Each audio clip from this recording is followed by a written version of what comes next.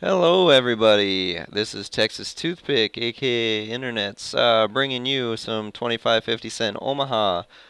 For those of you who wanted a little bit of Omaha action, I have played quite a lot in my career where I feel like I can give you guys a lot of insight on Omaha as well. My poker tracker hasn't been working the last 2 days, and I have to figure out the issue, so I won't have a tracker up right now, which is completely fine. We'll just go off of current player flow and current table flow, and we'll figure out the reads and how tight players are based off of that. Um, so I have two tables going right now. We have Galt on both of them, um, and it looks like that's the only person that I have on both tables. I'm going to be folding the 7-5 deuce deuce on the left.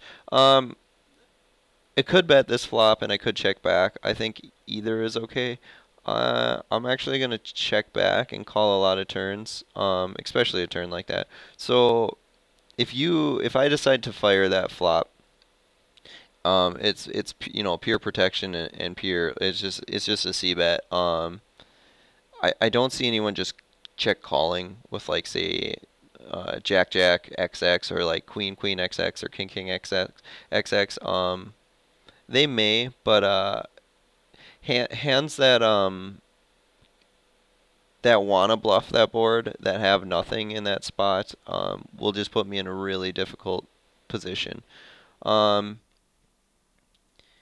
After Galt calls the turn, there's really no value in betting here. I'm not representing much. I'm representing basically aces. I know I do have a deuce, which could be the best hand some of the time. I don't think straights are gonna fold on this board because I don't have a bout often enough, and I'm just gonna get called. So the question is at this point, can I bet for value? I don't think so. Can I bet as a bluff? I don't think so. So I'm just gonna check and win maybe like a third of the time. Okay, so he did have a three. Okay. Yeah, I don't feel like a hand like that is gonna fold. Nothing better than what I had ace deuce was gonna fold, and I don't think anything worse was gonna call. So it didn't really make sense to bet. My approach in Omaha is I'm a pretty heavy three better in position as long as my opponent to my right is the correct opponent to do it against. There's so many people that call fold in Omaha a lot more than Hold'em, and generally it's because people have this idea where when they're faced against a three bet, they're thinking he has aces, I'm gonna try and hit a big hand and then crack his aces because he'll stack off. But I would say about 60% of the time, 70% of the time when I three bet, I don't have aces. Um, so I'm not just gonna instantly get it in every time. And even if I do have aces, I'm not just gonna get it in every time. It's very dependent on flop texture and player dependent. So hopefully I can show you guys a few three bet spots in position that make a lot of sense, and I'll talk through it. And so much of Omaha is just about your perceived range and boards that you can represent. And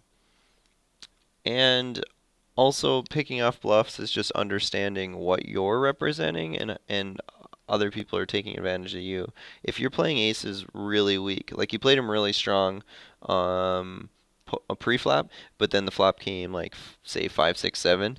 A lot of people will take that into bluff spots, knowing that it's really hard to call down. So if you're well aware of people who are willing to put you in spots on scary boards, draw heavy boards, boards where it's like literally almost impossible to call with aces or kings, you should be more actually willing to call with aces or kings. So 8, 9, 10, 3. I'm just gonna end up folding out of position to Ficky Stingas. Uh, Seeing that he's at 213, I don't have any stats on him and I haven't played with him very long. Given that he's up that high, I relatively have a good idea that he's at least aggressive. Yeah, he might have gotten lucky in a couple big pots, or he might just be running really good, like getting nut flush against second nut flush or something. But he's at least aggressive. I mean, you have to be stacked up that high. You have to be at least a little bit aggressive. He probably is running fairly well though too. So I have Jack 6 5 4 on the button. Definitely a raised spot on the button. Omaha, you can play position every time pretty much. It's very important. I'm just gonna be c betting this flop.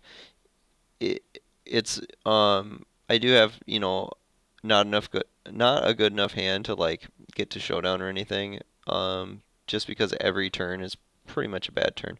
So he just elects to call, which I think he has, straight draws in his range, he has flush draws in his range, and he has some overpairs in his range. If he has a hand, let's say like jacks with nothing or queens with nothing, I don't I don't think he'd really fold this turn. Um, so I don't think there's a whole lot of value in betting the turn, and I still can call some rivers. Because with me checking back here, I'm not saying like I have much, and I just don't think he has a deuce very often. He shouldn't have fives full very often because I have a five in my hand. A deuce would generally be check raising, so he leads in me for $3.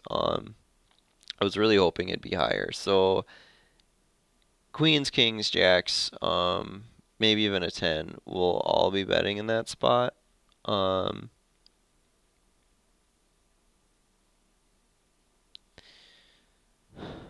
I think I'm just going to be folding. Um, to be honest, if he were to bet bigger here, I probably would have called. However, that's like screaming for a call. So I am going to fold. On the left, queen six deuce four. Getting 3.5 to 1 on a call. I'm going to go ahead and make the call. So boards like this, I can definitely try and represent an 8.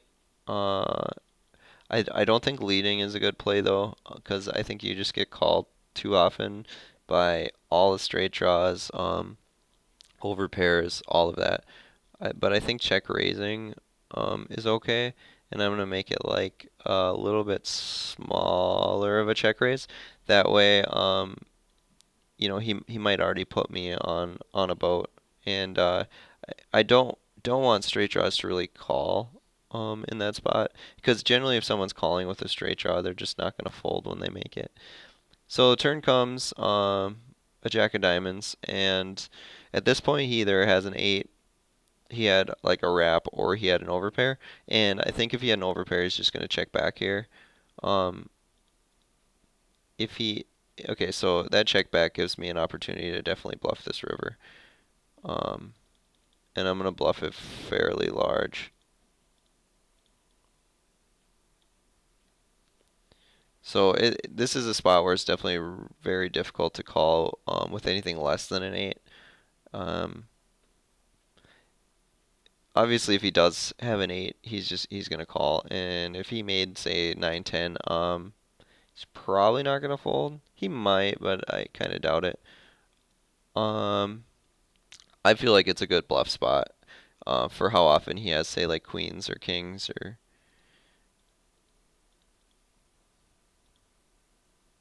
and he does make the fold.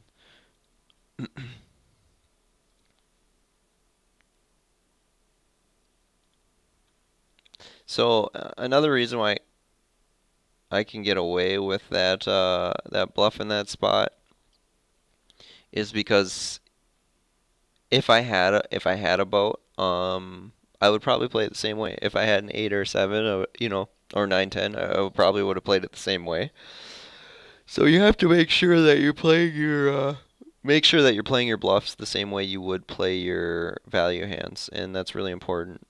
It will give you a lot more credit, and it will get you more folds when you actually are bluffing. If your bluffs play differently than the way you play your value hands, you're probably going to get sniffed out, and you're not going to be happy about it. Uh, Queen 9 10 deuce against Gino. He's only playing at one table. If he was playing at both, I'd probably check this back. But I'm gonna put position on him four-handed in this table on the left.